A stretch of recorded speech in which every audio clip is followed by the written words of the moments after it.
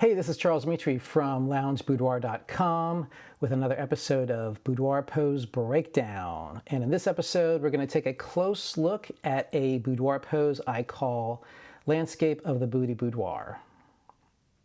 Yes, I said that with a straight face. So not only is this clearly a stylized full body boudoir shot, it's also a kind of discreet booty shot, without the emphasis being so blatantly focused on the booty. So if you have a client who wants to be a little bit more discreet with a booty shot, this is a good pose to do that with. It's also a good pose if your client wants to remain anonymous but still share her images with you, at least this one. So what is this pose saying? To me, this pose is an expression of submission, with her arms stretched in front of her, exposing her sides, her face down, touching the floor practically, back arched, booty up in the air. It's a very sexually suggestive pose. The structure of the pose, a woman's figure is flattered when it forms triangles and S-curves, and this pose is nothing but triangles practically from the waist down. And then there's sort of one big S-curve right in this picture right here, as you can see. Coming over her head, there's sort of a flat area of her back, and then up over her lower back, down her booty, down her thigh. That's really the big S-curve. And when I say S-curve, I don't mean a literal S. Sometimes it can be a literal S. It can be kind of sinewy. It can mean something that's sinewy, but any undulating curve. And of course, triangles are formed when you bend joints, knees, elbows, ankles, wrists, the waist. And if you look in this shot right here, the overall shape, if you want to sort of take a bird's eye view of this, is one big triangle. Having her arms outstretched in front of her will create this little space under her armpit, which, if you want to get a little bit of profile, is going to facilitate that. Now, this shot was lit from above, so I have some light being cast behind her, and having that white baseboard behind her really helps to make those spaces clearly seen more, which would give you that profile there under the arm with her nose and her lips and her chin. I think the pose looks best with her legs staggered like this, head down, arms outstretched in front of her. But there is a variation you can do, which I'll show you right here, where her arms are tucked in, her face is turned towards camera, and her legs are parallel as you can get them.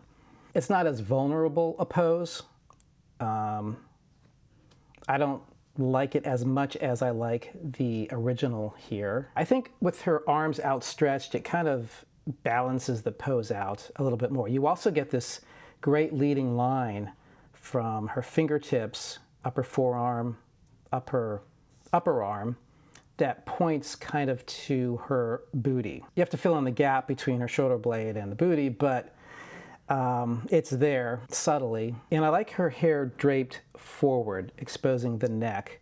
It will elongate her, and having her hair not draped over her arm, that will cut off the leading line. So I like it in front of the, or behind the arm in this case. So I shot this with a Tokina 24-70 zoom lens, f2.8, although I didn't shoot it at f2.8. I probably shot this at 7.1, which is what I usually shoot at for these wider environmental type portraits. And I'm on my stomach. The camera isn't on the ground, but it's probably a few inches up off the ground. As I'm laying flat on my stomach, I'm kind of propped up on my elbows, holding the camera like this. Wardrobe.